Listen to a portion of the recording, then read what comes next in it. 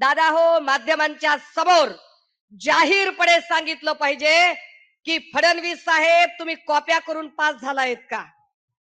तुम्हाला अभ्यास नावाची काही गोष्ट माहित आहे का?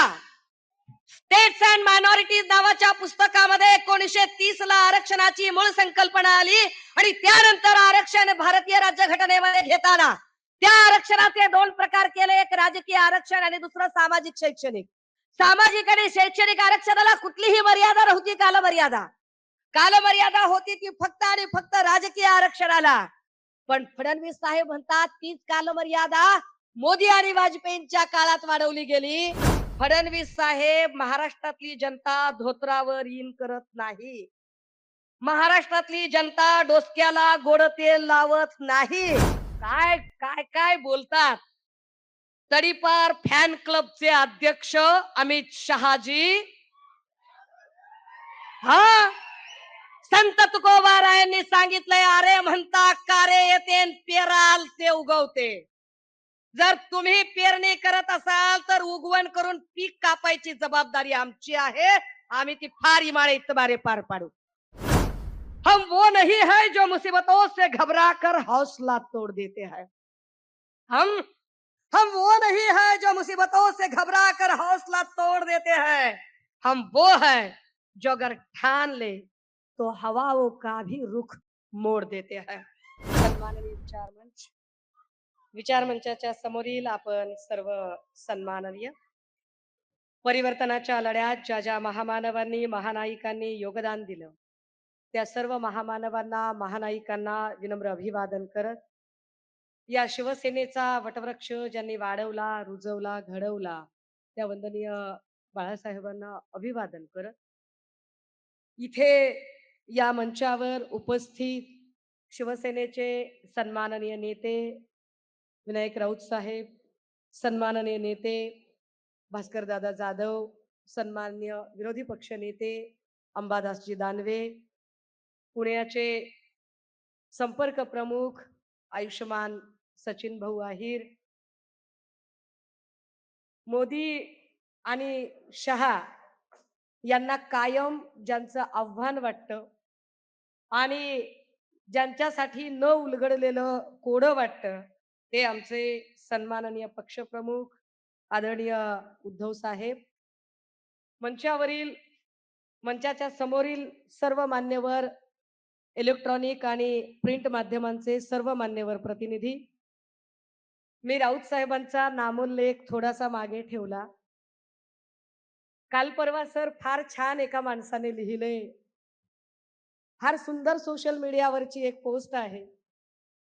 एक अत्यंत सभ्य गृहस्थ एका गावामध्ये गेला. गावात गेल्यानंतर त्याने गावातल्या प्रमुखाला विचारलं, दादा गाव कसं आहे? ते म्हणले गाव एकदम चांगलं आहे. गावातली माणसं कशी आहेत? ते म्हणले गावातली माणसं सुद्धा चांगली आहेत. गाव चांगलं आहे, गावातली माणसं सगळी चांगली आहेत. मग तुमच्या इथं या वाड्यात इथं कोपऱ्यात ही भली मोठी काठी कशासाठी आहे? ते म्हणले गाव सगळं चांगलं आहे, माणसं सुद्धा चांगली आहेत, फक्त त्यांनी बिघडू नये. वळण बिघडलं आणि जरा काही त्यांनी इकडं तिकडं पाऊल टाकलं तर त्यांना जागेवर आणायची म्हणून ही काठी आहे. सर, महाराष्ट्राच्या राजकारणामध्ये जरा कोणी चुकला की ठोकला, या न्यायाने जी काठी गरजेची आहे ती काठी म्हणजे आमचे सन्माननीय संजय राऊत साहेब आहेत. राजे हो, लोकसभांचा निकाल लागला आणि लोकसभेच्या निकालानंतर जर कुणी काही बोललं नसतं तर नवल. त्यातली त्यात जे स्वतःला गावठी चाणक्य म्हणून घेतात त्या फडणवीस साहेबांनी दोन शब्द अत्यंत त्यांचे लाडके शब्द झालेले आहेत आणि त्या दोन शब्दांना त्यांनी महाराष्ट्राच्या राजकारणात वारंवार वारंवार उच्चार करायचा प्रयत्न केला. त्यातला एक अर्थमॅटिक आणि दुसरा फेक नरेटिव्ह. यातल्या अर्थमॅटिक शब्दावर जेव्हा जेव्हा फडणवीस साहेब बोलले तेव्हा तेव्हा मला असं वाटलं की फडणवीसांना अर्थमॅटिक मधलं काही ढेकळं कळत नाही.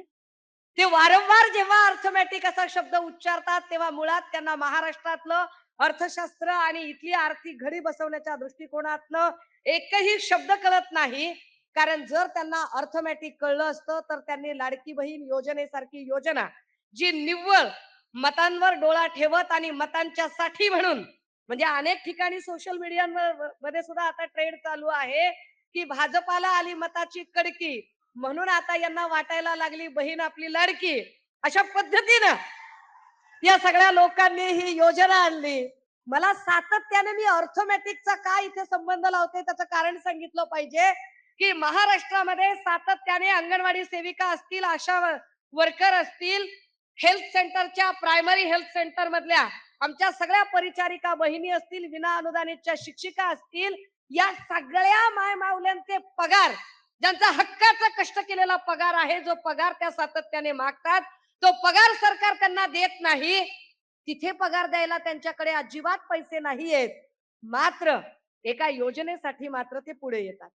बरं, जेव्हा ते योजनेसाठी पुढे येतात, खरं तर मी महिला सक्षमीकरणावर अजिबात जास्त वेळ घालवणार नाही, कारण माझं काम दानवे दादांनी फार सोपं केलंय आणि त्यांनी बऱ्यापैकी या योजनांची उजळणी केली आहे.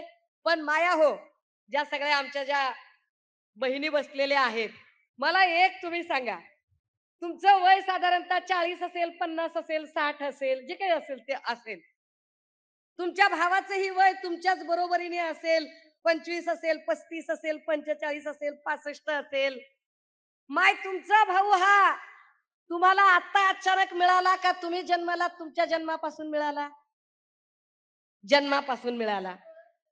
आता मला असं सांगा की जर शिंदे साहेबांचं वय साधारणतः 60च्या पुढचं वय आहे, तर शिंदे साहेबांना बहिणी या जन्मापासून झालेल्या असतील ना? 60 वर्षामध्ये महाराष्ट्रातली एक पण माय माऊली त्यांची बहीण नव्हती आणि अचानक या सगळ्या बायका त्यांच्या बहिणी झाल्या. मला काही म्हणजे कोणच उलगडत नाहीये की या बायका आधी बहिणी नसतात. 21 वर्ष आधीची बहीण नसते आणि ती 21 वर्षाच्या नंतरची डायरेक्ट बहीण होते. हे कोणं काही मला म्हणजे दया कुछ तो गडबड आहे. बरं, या सगळ्या बहिणींमध्ये सुद्धा काही बहिणी लाडक्या आहेत आणि काही बहिणी दोडक्या का बरं आहेत ते कळत नाही. काही बहिणी त्यांच्या प्रचंड लाडक्या आहेत. म्हणजे पूजा खेडकरच्या प्रकरणामध्ये जर युपीएससी सांगते ऑब्जेक्शन घेते, कॅट ऑब्जेक्शन घेत आणि त्याच वेळेला डिपार्टमेंट ऑफ पर्सनल ट्रेनिंग मात्र त्यांना क्लिअरन्स देतं. डिपार्टमेंट ऑफ पर्सनल ट्रेनिंग अखत्यारीत येतो ते मोदीजींच्या. तिथे तिला क्लिअरन्स मिळतो. म्हणजे पूजा खेडकर ही एक लाडकी बहीण होते. इकडे राज्यामध्ये सुद्धा ओबीसीचं अवनत गटाचं प्रमाणपत्र तिला मिळतं. ते शिंदे साहेबांच्या कारकिर्दीत मिळतं. म्हणजे इथे सुद्धा शिंदे साहेबांची लाडकी बहीण पूजा खेडकर असते. पुण्यामधलं आरोग्य प्रमुखाचं जे पद आहे ते पद पुण्यातल्या सगळ्या सेवा ज्येष्ठतेचे नियम डावलून पुण्यातले जे सगळे सिनियर डॉक्टर्स आहेत, जे सरकारी रुग्णालयांमध्ये सेवेत आहेत, त्या सगळ्यांना डावलून डॉक्टर मानसी नावाच्या एका अत्यंत नवागत डॉक्टरला ते पद दिलं जातं. म्हणजे डॉक्टर मानसी ही त्यांच्यासाठी लाडकी बहीण असते. अगदी त्याच वेळेला सातत्यानं महिलांच्या प्रश्नांवर बोलण्यापेक्षा, महिलांवर होणाऱ्या अन्याय अत्याचारांवर बोलण्यापेक्षा लोकांच्या आयुष्यात डोकावणे आणि लोकांचे आयुष्य उद्ध्वस्त करणे असं करणाऱ्या वाघबाई सुद्धा त्यांची लाडकी बहीण असतात.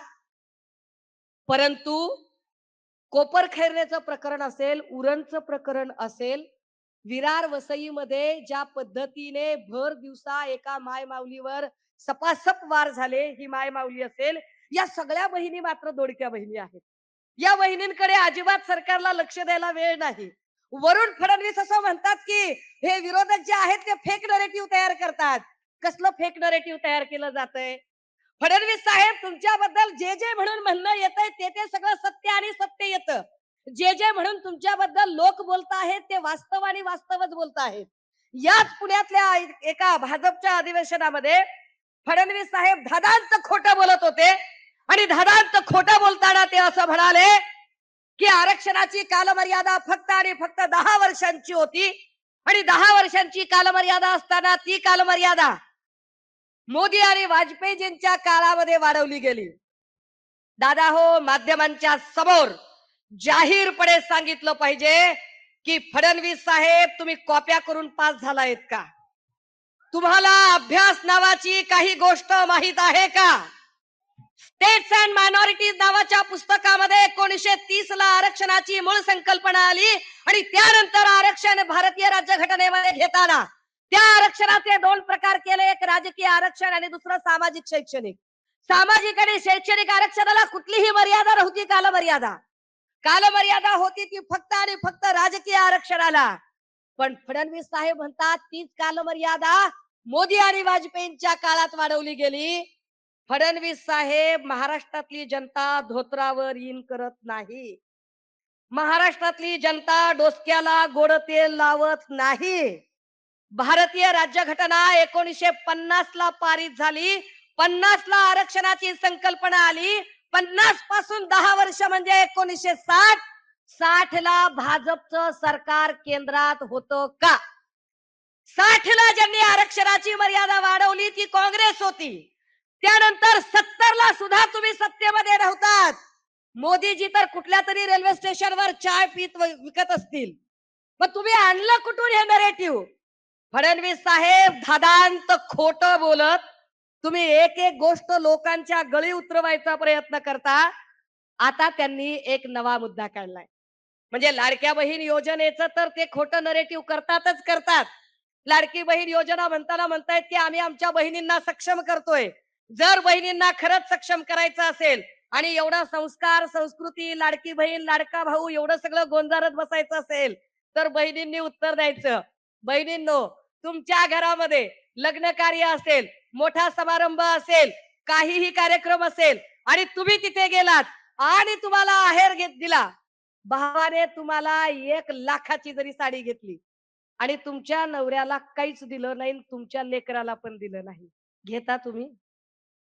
अरे इथं सगळे दाजी बेरोजगार आहेत, सगळे भाचरे उपाशी तपाशी फिरायला लागलेत. भाच्यांना काही नाही, दाजीला काही नाही आणि बहिणीला 1500 रुपये द्यायची भाषा करतोय गडी. येड्यात करता होय आम्हाला तुम्ही. जर एवढी बहिणींची काळजी असेल ना फडणवीस साहेब आणि शिंदे साहेब, एवढीच बहिणीची तुम्हाला काळजी असेल तर महाराष्ट्रातले अवैध असणारे ड्रग्सचे सगळे कारभार, ज्यामुळे बहिणींचे नवरे आणि बहिणींची लेकरं ही उघड्यावर पडतायत, रस्त्यावर येत आहेत, उद्ध्वस्त होत आहेत, तर पहिल्यांदा सगळे दारूचे धंदे बंद करा, जुगार मटक्याचे धंदे बंद करा, मग बहिणींची काळजी असल्यासारखं सांगा. आणि राहिला प्रश्न फेक नरेटिव्हचा, काय काय काय बोलतात. तडीपार फॅन क्लबचे अध्यक्ष अमित शहाजी, हा संत तुकोबारायांनी सांगितलंय, अरे म्हणता कारे येते पेराल ते उगवते. जर तुम्ही पेरणी करत असाल तर उगवण करून पीक कापायची जबाबदारी आमची आहे. आम्ही ती फार इमाळे इतबारे पार पाडू. हे तडीपार फॅन क्लबचे अध्यक्ष इथं येऊन आम्हाला शहाणपण सांगतात. आम्ही वारंवार सांगतोय की शाह साहेब आणि मोदीजी आम्हाला कायदा नक्की शिकवावा, आम्हाला कायदा नक्की शिकवावा. पण आम्हाला कायदा कुणी शिकवावा? आम्हाला कायदा डॉक्टर बाबासाहेब आंबेडकरांनी शिकवावा. आम्हाला कायदा गोधरा हत्याकांडातल्या तडीपार गुंडांनी शिकवू नये. आम्हाला कायदा अशा लोकांनी शिकवू नये ज्यांच्या कपड्यावर जस्टिस लोयाच्या रक्ताचे डाग आहेत. अशा लोकांनी आम्हाला कायदा शिकवायची गरज नाही. राहिला प्रश्न आजचा सचिन वाझेचा, काय म्हणजे चाइल्डिश प्रकार आहे. बरोबर महाराष्ट्राचं राजकारण रसातळाला नेणारे फडणवीस सातत्याने गेल्या 15 दिवसापासून जेव्हा अनिल देशमुखजी पत्रकार परिषदा घेतात, बरोबर त्याच वेळेमध्ये सचिन वाझे एकदम लेटर बॉम्ब टाकतो. कसा काय? सन्माननीय संजय राऊत साहेबांवर कारवाई झाली, अनिल देशमुख साहेबांवर कारवाई झाली, नवाब मलिकजींवर कारवाई झाली.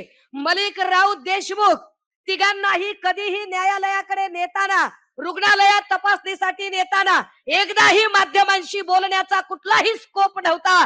तो स्कोप नेमका सचिन वाझेला कसा काय मिळू शकतो? मिळतो तर मिळतो. एवढे दिवस काय झोपी गेला होता का सचिन वाझे? ते त्याला आजच आठवतं नेमकं. तिसरी गोष्ट, जेव्हा वाझे हे सगळं बोलायला लागतो तेव्हा तो सांगतोय की मी फडणवीस साहेबांना पत्र लिहिलंय. Who is Fadnavis?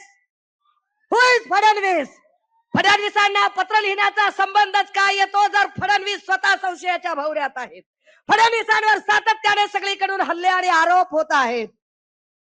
जर पत्रच लिहायचं असेल तर इथली न्याय संस्थेशी संबंधित प्राधिकृत संस्था सीबीआय सारखी संस्था असेल आणि त्यांना पत्र लिहिलं तर आम्ही समजू शकतो फडणवीस काय सीबीआयचे डायरेक्टर आहेत का? येड्यात कुणाला करता? फडणवीस साहेब महिला सक्षमीकरणावर जेव्हा आम्हाला बोलायला सांगितलं, खरं तर आम्हाला तुमच्यावर म्हणजे काय आता जाऊ दे, माझ्याकडे वेळ कमी आहे. परंतु तुम्ही महिलांना तर सक्षम करत नाही, महाराष्ट्राला सक्षम करत नाही. पण जशा ज्या पद्धतीने डेली सोपच्या मालिका असतात ना, ज्या डेली सोपच्या मालिकांमध्ये महिला वॅम्प असतात, खलनायिका असतात. अशा काही खलनायिका तुम्ही भाजपच्या माध्यमातून पेरता आणि दुसऱ्यांची आयुष्य उद्ध्वस्त करता, तेव्हा फडणवीसांना हे सगळ्यात सांगितलं गेलं पाहिजे की साहेब अभी आपका टाइम ओव्हर हो गया है, बिलकुल ओव्हर हो गया है. ही निवडणूक आम्ही ताकदीनं लढणार आहोत, जिंकणार आहोत आणि आमच्या सगळ्या माय मावल्या 1500 रुपये जरी त्यांनी दिले तर काही उपकार केला नाही. बापाच्या प्रॉपर्टीत आपला बरोबरीचा वाटा असतो आहे आणि महाराष्ट्र आमच्या बापाचा आहे, फडणवीसांचा नाही. त्यामुळे महाराष्ट्रातलं जे जे हक्काचं आहे ते आम्हाला मिळवू, आम्हाला मिळेल. त्यासाठी तुम्ही आम्हाला 1500ची खैरात करायची कारण नाही. तुम्ही अदानीला 1700 कोटीचा पॅकेज देता आणि आम्हाला 1500चा खाऊ देऊन गप्प राहायला सांगाल तर आम्ही राहणार नाही. पण या निमित्ताने या अधिवेशनामध्ये खरं तर क्षमा मागून राऊत साहेबांची, भास्कर दादांची, पक्षप्रमुखांची क्षमा मागून आम्हाला प्रामाणिकपणे सांगावंसं वाटतं की सर आमच्या काही जागा ज्या आहेत आता तरी किमान या वेळेला प्रेमापोटी जाऊ नयेत. त्या जागा आम्हाला आणि आम्हालाच मिळायला हव्यात. उदाहरणार्थ आम्हाला पुण्यातली हडपसरची जागा असेल, वडगाव शेरीची जागा असेल, कोथरूडची जागा असेल, या जागा आम्हाला मिळायला हव्यात. आम्ही त्या हक्काने आपल्याकडे विनंती करतोय. आम्हाला कल्पना आहे आम्ही महाविकास आघाडीत आहोत, शिस्तीत आहोत, परंतु पुणेकरांच्या वतीने ही मागणी आम्ही आपल्या समोर ठेवणं फार गरजेचं आहे की आम्हाला हडपसर, वडगाव शेरी आणि सर हा प्रतिसाद सांगत असेल की माझं म्हणणं सगळ्यांना पटलेलं आहे. मी आपल्या सगळ्यांकडून एक एक सेकंड जरा जोरात जोरात साहेब येणार आहेत. आणि काल सर म्हणाले मुंबईच्या मेळाव्यामध्ये सन्मान्य पक्षप्रमुख म्हणाले की एक तर तो राहील नाही तर मी. सर आमच्यासारखी एवढी मोठी फौज प्रत्येक वार झेलायला तयार असताना तुम्हाला मैदानात सुद्धा यायची गरज नाही. फक्त आदेश करा, बियाला सुद्धा ठेवत नाहीत आम्ही. एवढ्या ताकदीचे आहोत आम्ही. शिवसेनेच्या महिला आहोत आणि अत्यंत ताकदीने आमची लढाई लढणं आम्हाला कळतंय. आम्ही ती ताकदीने लढाई लढू. महाराष्ट्रात आमच्या किशोरीताई पेडणेकर असतील, संजनाताई घाडी असतील किंवा जळगाव मधल्या आमच्या वैशालीताई सूर्यवंशी असतील किंवा नाशिककडच्या आमच्या निर्मलाताई गावित असतील, या सगळ्याच माय माऊल्या ताकदीनं काम करणाऱ्या आहेत आणि त्या सगळ्या जणी आपल्यासाठी लढायला कटिबद्ध आहेत. इथे मी काल परवा फडणवीस साहेबांचं काहीतरी बोलणं ऐकलं आणि ते म्हणाले की मैं हवा का रुख मोडने वालों में से हूं, मी काही जास्त बोलणार नाही. त्यामुळे ते जेव्हा म्हणतात की मैं हवा का रुख मोडने वाला हूं, तर फडणवीस साहेब तुम्ही फक्त कपट नीती करू शकता, तुम्ही कुठलंही हवा का रुख वगैरे मोडू शकत नाही. शेवटच्या ओळी खास तुम्हाला डेडिकेट करणार आहे आणि थांबणार आहे. हम वो नहीं है जो मुसीबतों से घबरा कर हौसला तोड़ देते हैं. हम हम वो नहीं है जो मुसीबतों से घबरा कर हौसला तोड़ देते हैं. हम वो है जो अगर ठान ले तो हवाओं का भी रुख मोड़ देते हैं. फडणवीस साहब हमें न ईडी की जरूरत है न सीबीआई की.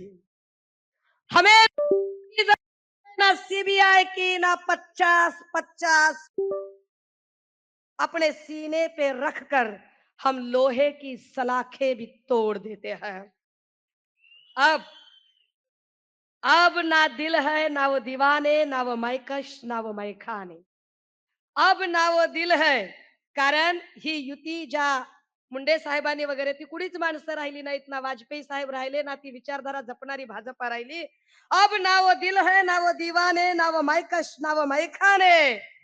फडणवीस साहब नामचीन जितनी पीते हैं ना फडणवीस साहब नामचीन जितनी पीते हैं ना अक्सर हम उतनी पैमाने में छोड़ देते हैं. हम हम उद्धव साहब के वह शिवसैनिक है जो हवाओं का रुख मोड देते हैं. कुणाच्याही भावना दुखवायच्या नव्हत्या पण दुखल्याच असतील तर त्याला माझा नाईलाज आहे. मला असंच बोलायचं होतं. थांबते, रजा घेते. जय हिंद, जय महाराष्ट्र.